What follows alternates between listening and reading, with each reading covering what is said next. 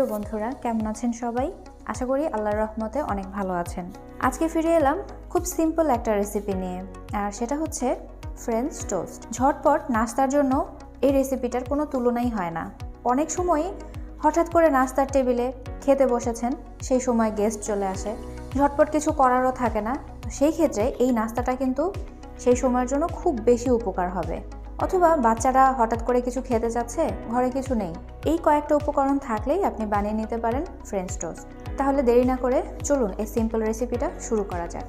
তো আমি আজকে 4টা ডিম নিয়েছি, এখানে প্রয়োজন মতো চিনি ইউজ করব, আর নিয়েছি 1/3 কাপের মতো দুধ, লিকুইড দুধ, আর ব্রেড যতটুকু প্রয়োজন হবে।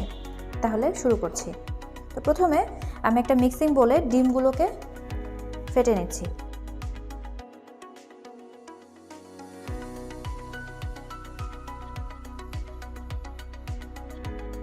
স্বাদ মতো লবণ দিয়ে দিচ্ছি, 1/2 চা চামচের মতো আমি এখানে দিয়েছি। দিয়ে দিচ্ছি 1 টেবিল চামচের মতো চিনি, আর 1/3 কাপ লিকুইড দুধ।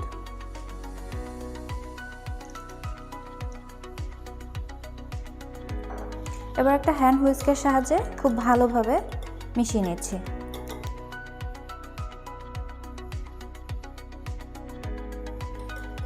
সবগুলো উপকরণ মেশানো হয়ে গেছে, এবার আমরা ভাজতে চলে যাব। ফ্রেন্ডস, দেখতে পাচ্ছেন চুলায় আমি একটা ফ্রাইং প্যান বসিয়ে দিয়েছি, এবার চুলাটা ধরিয়ে দিচ্ছি।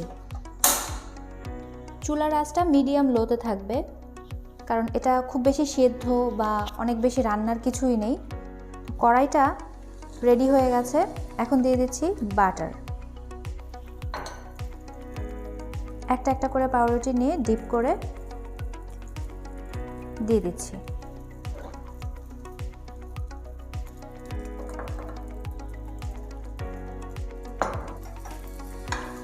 একটা সাইড হয়ে গেলে আর একটা সাইড দিয়ে দিচ্ছি।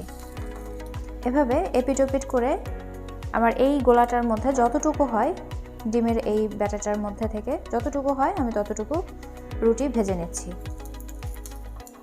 খুবই সহজ একটা রেসিপি, যে কেউ করতে পারে এটা। একটা হয়ে গেছে, আমি একই রকমভাবে ভেজে নিচ্ছি আরও কয়েকটি। ফ্রেন্ডস, দেখতে পাচ্ছেন খুব সহজে খুব অল্প সময়ে হয়ে গেল দারুণ স্বাদের ফ্রেঞ্চ টোস্ট। এভাবে নিজেরাও করে খাবেন এবং হঠাৎ কোনো অতিথি চলে আসলে নাস্তার টেবিলে দিয়ে দিতে পারেন এভাবে। আশা করি আমাদের আজকের এই সহজ রেসিপিটি আপনার অনেক ভালো লেগেছে। ভালো লাগলে ভিডিওটিতে একটি লাইক দিতে ভুলবেন না, আর পরবর্তী রেসিপি দেখার জন্য চ্যানেলটা সাবস্ক্রাইব করতে ভুলবেন না।